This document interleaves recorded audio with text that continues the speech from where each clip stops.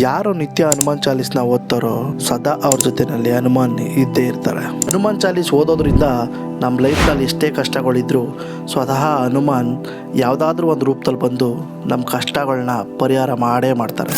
ಎಷ್ಟೋ ಜನಗಳಿಗೆ ಹನುಮಾನ್ ಚಾಲೀಸ 11 ಡೇಸ್ ಕಂಪ್ಲೀಟಾಗಿ ಓದಿದ ನಂತರ ಅವರ ಕಷ್ಟಗಳೆಲ್ಲ ಪರಿಹಾರ ಆಗಿದೆ ಅಂತ ಹೇಳಿದ್ದಾರೆ. ಬಟ್ ಇನ್ನೂ ಸ್ವಲ್ಪ ಜನ ಹನುಮಾನ್ ಚಾಲೀಸ 11 ಡೇಸ್ ಫುಲ್ ಕಂಪ್ಲೀಟಾಗಿ ಓದೋಕ್ಕಾಗಿರಲ್ಲ.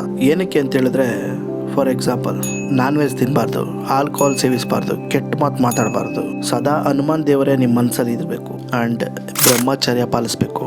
ಈ ವಿಡಿಯೋದಲ್ಲಿ ನಿಮಗೆ ಹನುಮಾನ್ ಚಾಲೀಸ್ ಯಾವ ರೀತಿ ಓದಬೇಕು, ಜೊತೆಗೆ ಯಾವ ನಿಯಮಗಳನ್ನ ಪಾಲಿಸಬೇಕು ಫುಲ್ ಕಂಪ್ಲೀಟಾಗಿ ಹೇಳ್ತೀನಿ. ವಿಡಿಯೋ ಸ್ಕಿಪ್ ಮಾಡದೆ ಕೊನೆವರೆಗೂ ನೋಡಿ.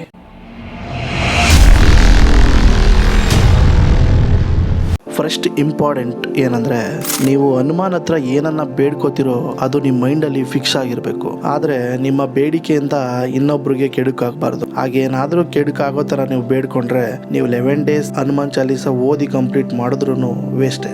ನೆಕ್ಸ್ಟ್ ಸ್ಟೆಪ್ ಏನಂತ ಹೇಳಿದ್ರೆ, ನೀವು ಹನುಮಾನ್ ಚಾಲೀಸ ಮಂಗಳವಾರದಿಂದನೇ ಸ್ಟಾರ್ಟ್ ಮಾಡಬೇಕು.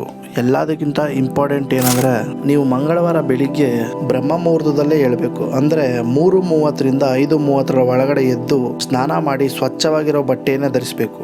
ನೀವು ಬ್ರಹ್ಮ ಮುಹೂರ್ತದಲ್ಲಿ ಹೇಳೋದ್ರಿಂದ ನೀವು ಏನೇ ಬೇಡ್ಕೊಂಡಿರೋದು ಈಡೇರುತ್ತೆ ಅಂತ ಹೇಳ್ತಾರೆ.